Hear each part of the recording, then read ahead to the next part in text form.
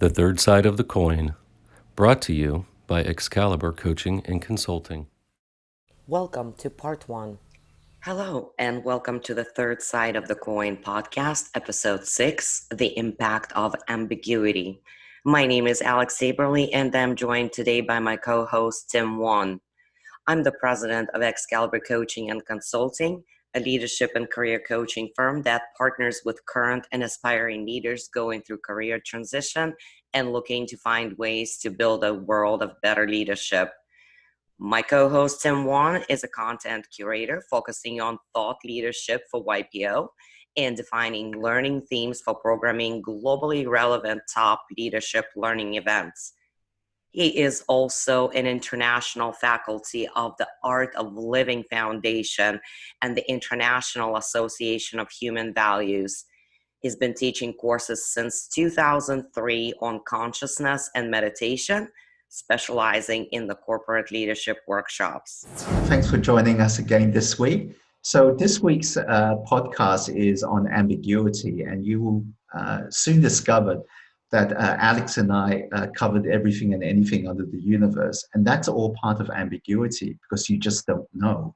But at the same time, you had the curiosity to go and explore. That is ambiguity, and that's how you address ambiguity. So we hope you enjoy this podcast. If you like it, please subscribe to our YouTube channel and check us out. Thank you very much. I'm so excited about the topic of our conversation today, as we wanted to talk about ambiguity in general and the effect that it has on our behaviors and attitudes, and how to really approach dealing with ambiguity to avoid negative impact on personal life. By definition, ambiguity is the quality of being open to more than one interpretation or inexactness. And the ambiguity effect is a cognitive bias where decision making is affected by a lack of information.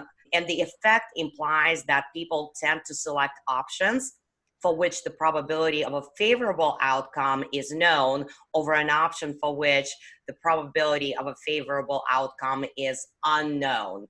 Due to current global events, there just seems to be quite a bit of uncertainty about the future, which in a way brings a lot of ambiguity in the way we hear leaders and large organizations relay their messages about the future to their employees. And some of my past and current clients are quite anxious because the future is so unclear. They see ambiguity in communications. Ultimately, it just intensifies the worries and anxieties about the direction that they are going to take or trying to take. They will say, I'm not sure whether I'll have a job, or I'm not sure where my business would survive. What does ambiguity mean when it comes to an individual well-being from your point of view, Tim? Well, ambiguity for an individual is the fear of failure. And it happens to everyone. So the fear of failure is also when you're faced with multiple choices or more than one choice, both seen as attractive or both seen as unattractive, and you are made to make a choice on it.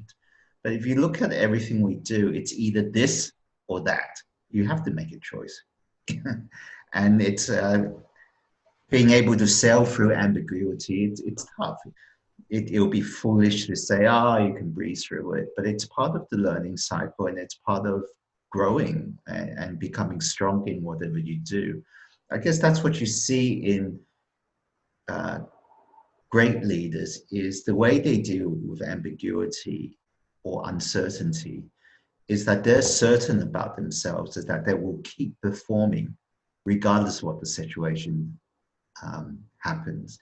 And if you keep giving your best, then at the same time for that result, the best thing will happen given that situation. When you mentioned great leaders, I would look at it probably also as experienced leaders who took those chances and chose to fail but learn from those mistakes. The way each person looks and reacts to ambiguity depends on our personality, which consists of attitudes, beliefs, actions, and behaviors more than it does on our genetic disposition, because we mentally and verbally tend to label ourselves. We find ourselves going through life acting in accordance with who we believe we are. Yet, if we were to start making shifts in our beliefs and identity, all aspects of our lives could change, including our personality and the way we react to ambiguity. Some individuals who have what they call brooding mind, those are the individuals who make the worst of ambiguity. What I mean is, some people have high neuroticism. Neuroticism refers to an individual's tendency to respond naturally with negative emotions to negative experiences such as threat, frustration, anxiety, stress, or loss. And ambiguity can easily trigger those negative emotions. I think it's important to realize that there's a distinction between personality and identity.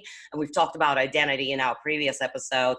Personalities are susceptible to changing conditions, states of mind, circumstance, shifts in beliefs, behaviors, and attitudes, whereas identity tends to be a core system which we allow to grow and in turn alter our identity accordingly based on circumstances and experiences. And the depth of the insight we have about ourselves determines how we go on to interact with other people. So, Tim, with this said, what approaches to dealing with ambiguity would you recommend to someone who is highly stressed and perhaps is trying to avoid negative impact on their personal life, but just can't get there right now? Yeah, I think from a spiritual perspective, it's the expectations you put on yourself and the responsibilities that you have. So when we're faced with ambiguity, sometimes just stopping and observing yourself, you would realize that the uneasiness we have with ambiguity is the expectations we've set up ourselves to have. So the expectations we put on ourselves in terms of how we show up, and that expectations, when we start going deeper into it, is really the way we want to project ourselves, right? But sometimes the way we project ourselves is based on how we think other people see us.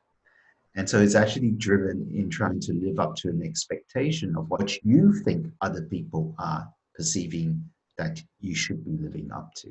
So it's sort of like 2 degrees separation already. You've mentioned stop and look, I guess, at yourself, not quoting you, but how do you do that? How do you observe yourself? It is meditation. Many people ask me what's the difference between prayer and meditation. Prayer is you're asking, you're demanding. It's a petition, right? Meditation is where you stop and listen.